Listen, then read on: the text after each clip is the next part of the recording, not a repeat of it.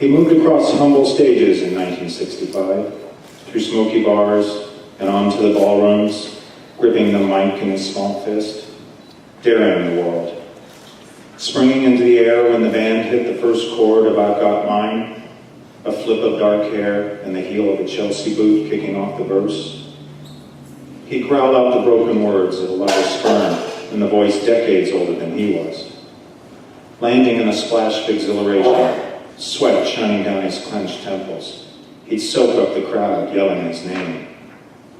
He'd grin and nod, yes, yes, yes, his eyes clamped shut, savoring the unruly noise.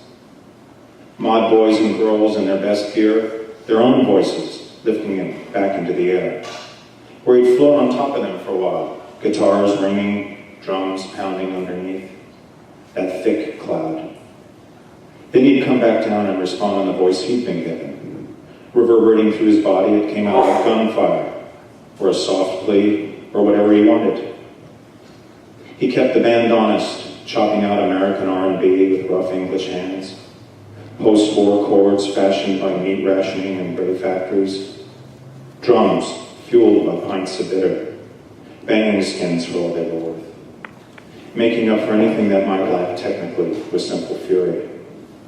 Bass, eyes down, face down, pulling deep throbs out of a big guitar, making the small rooms vibrate.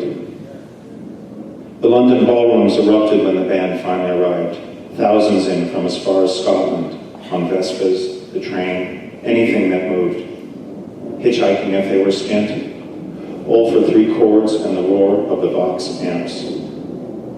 16 years old, he couldn't read a note. Did it matter? Did it fuck? He had the voice, it was a gift. All he needed, all he wanted.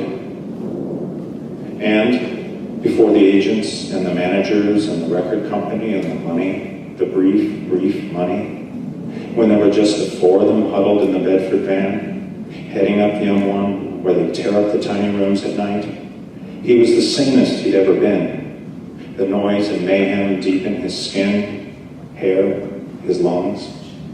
Like a gorgeous battlefield lit by cigarettes, rocked by explosions in A, D, and E.